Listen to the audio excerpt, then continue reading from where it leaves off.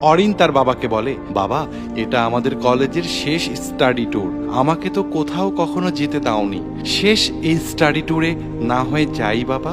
আমাদের সাথে আমাদের সকল শিক্ষকরা থাকবেন, তারা আমাদের সার্বক্ষণিক খেয়াল রাখবেন, আর আমরা তো সব মেয়েরাই যাচ্ছি। বাবা বলেন, দিনকাল খুব একটা ভালো না, আমি তোমাকে বাইরে যেতে দিতে পারি না। আর এরকম দুই একটা স্টাডি ট্যুরে না গেলে এমন কিছু আসে যাবে না। পরীক্ষার পরের মাসে আমার বন্ধুর ছেলের সাথে আমি তোমার বিয়ে ঠিক করেছি। বিয়ে হোক, স্বামী চাইলে অনেক জায়গায় যেতে পারবে, আমাকে জিজ্ঞেস করতে হবে না তখন। এখন আমি কোনো অনুমতি দিতে পারবো না।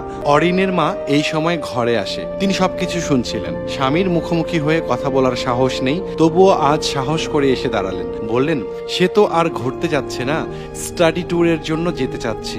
যেতে দিলে এমন কি ক্ষতি হয়ে যাবে? বাবা ধমক দিয়ে বলে উঠলেন, তুমি চুপ থাকো, যেটা বোঝো না সেটাই নাক গলানোর চেষ্টা করো না। বাবা ঘর থেকে বের হয়ে যায়। মা মেয়ের মাথায় হাত বুলিয়ে দিয়ে সান্ত্বনা দেয়, তোর বাবা তো এমনই, কখনো কারো কথা শুনেছে বল? তোর বাবার উপর খুব রাগ হচ্ছে, তাই না?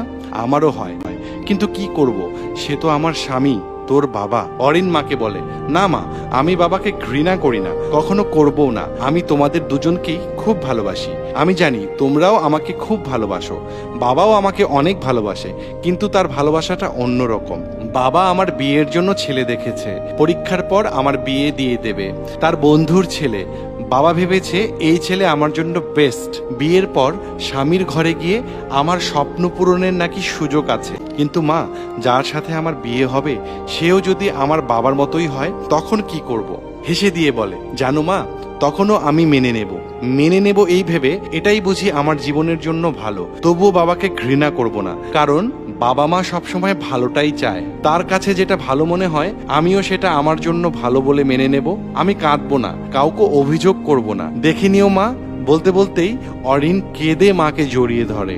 এই কথাগুলো এতক্ষণ দরজার আড়ালে দাঁড়িয়ে শুনছিলেন অরিনের বাবা। তার চোখেও পানি ঝরছে। চোখ মুছে অরিনের বাবা দরজার আড়াল থেকে সরে যায়। পরের দিন সকালে অরিনের ঘুম ভাঙলে সে দেখতে পায় তার বাবা তার বিছানার পাশে বসে আছে। অরিন বলে, বাবা, তুমি এত সকালে আমার ঘরে? বাবা বলে, তোকে দেখছিলাম, তুই যে এত বড় হয়ে গিয়েছিস আমি এতদিন টেরই পাইনি। আমার মেয়ে তো এখন আর সেই অবুঝ অরিন নেই, সে এখন ভালো মন্দ বুঝতে শিখেছে।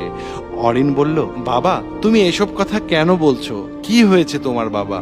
আমার কিছু হয়নি, কিন্তু তুই তোর ব্যাগ গুছাসনি কেন? কিসের ব্যাগ বাবা? তোর স্টাডি ট্যুরে যাওয়ার ব্যাগ। তুই না আগামীকাল স্টাডি ট্যুরে যাবি? শোন মা, তোর ম্যাডামের সাথে আমার সব কথা হয়ে গেছে। সে আমাকে কথা দিয়েছে, তোর সমস্ত দায়িত্ব সে নিয়েছে। সে আমাকে আশ্বাস দিয়েছে তোর কোনো ক্ষতি সে হতে দেবে না।